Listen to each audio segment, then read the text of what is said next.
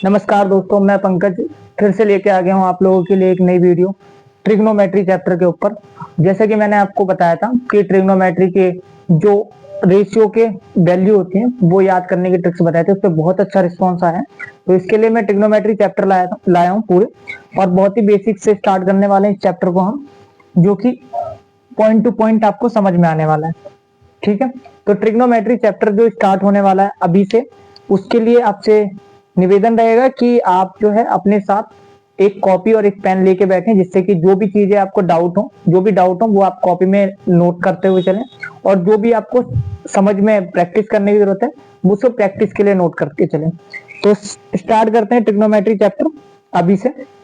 Trigonometry जैसे कि यहाँ पे लिखा हुआ है, और इसको हिंदी में कहते हैं त्रिकोणमिति।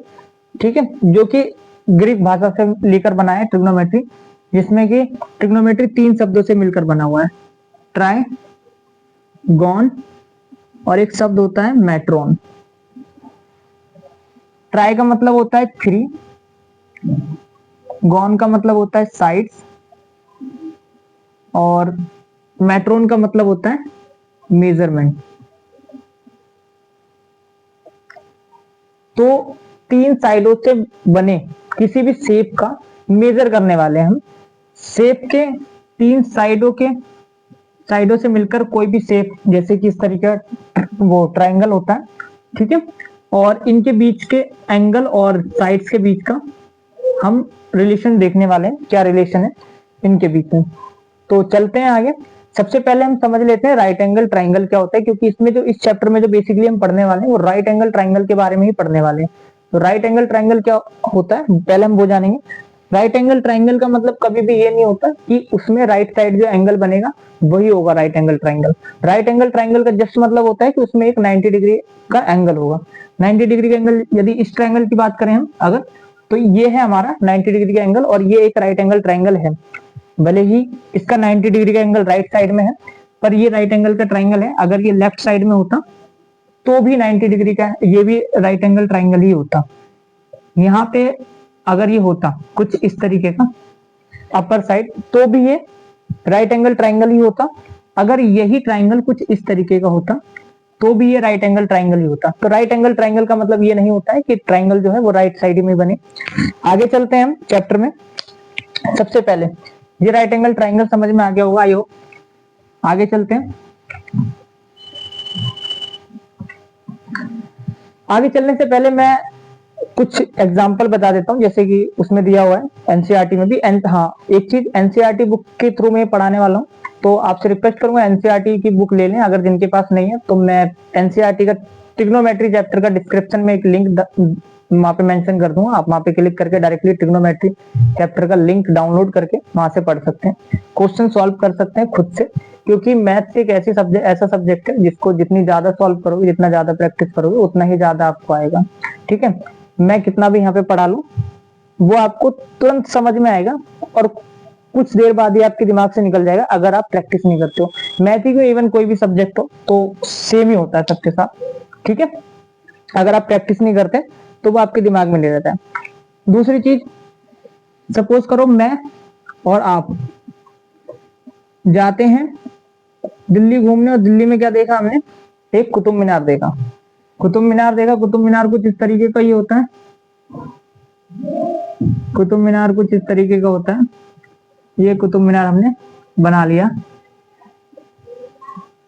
अपने बोर्ड पे दिल्ली की जगह।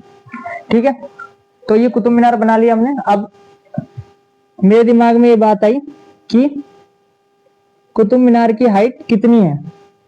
क्या बात आई मेरे दिमाग में, कुतुब मीनार की हाइट कितनी है, और जो कुतुब मीनार के बाहर का रेडियस है जहां पे हम देख सकते हैं कुतुब मीनार को खड़े होके, वो कुछ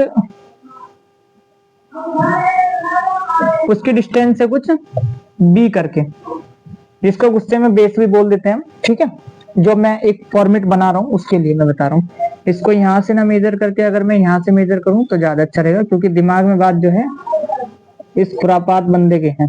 ठीक है, तो इस खुरापात बंदे के दिमाग में एक बात आती है कि कुतुब मीनार की हाइट कितनी है। तो इसकी डिस्टेंस हमें पता है कि कहाँ पे खड़े होकर हम कुतुब मीनार को देख रहे हैं, उसकी डिस्टेंस है बी, और ये एक थीटा एंगल से कुतुब मीनार को निहार रहा है, मतलब देख रहा है, कुतुब मीनार को थीटा एंगल से देख रहा है, ठीक है। और अभी के लिए मान लेते हैं कुतुब मीनार की पता तो है नहीं हमें, फिर भी हमने मान लिया कुतुब मीनार की हाइट है परपेंडिकुलर, और ये जो एंगल जिस एंगल पे देख रहा है ये भी कोई लाइन जा रही है, इसकी निगाहें जो हैं ये भी एक लाइन जा रही है, तो इसको हम गुस्से में दे देते हैं नाम हाइपोटेन्यूस, यानी कि हिंदी में कर्ण बोलते हैं इसको, इसको आधार बोलते हैं और इसको लंब बोलते हैं, ठीक है। तो अगर हमें ये वाला जिस थीटा पे निहार रहा है, तो अगर हम वो पहले तो रेशियो के बारे में मैंने बताया नहीं है, आगे चल के पढ़ेंगे। तो टेन थीटा होता है, शायद आपने पहले पढ़ा हो, 9th में पढ़ा है, बिल्कुल पढ़ा है, शायद क्या पढ़ाई है। Tan theta is equal to होता है, क्या होता है, परपेंडिकुलर अपॉन बेस। तो अगर मुझे यहाँ पे किसकी कुतुब मीनार की हाइट निकालनी है, तो perpendicular is equal to B into tan theta. बहुत बेसिक से स्टार्ट कर रहे हैं तो शायद ये भी ना पता हो, बता देता हूँ। मल्टीप्लाई को पॉइंट भी लिख देते हैं थीटा वीटा के लिए, ठीक है। आप चाहो तो गुस्से में मल्टीप्लाई भी लिख सकते हो इसको ऐसे करके, ठीक है। तो इससे हम डायरेक्ट कुतुब मीनार की हाइट निकाल सकते हैं। तो डेली यूजेस तो ये हो गए, बाकी एनसीईआरटी में और भी एग्जांपल दिए हुए हैं, बिल्कुल पढ़ सकते हैं, गहन अध्ययन करें उसका, क्योंकि जितने ज्यादा हम पढ़ते हैं उतना ही ज्यादा हमें नॉलेज होता है।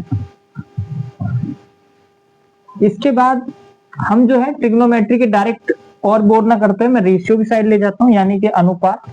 ट्रिग्नोमेट्री रेशियो होते हैं कुछ, जैसे कि अभी मैंने बताया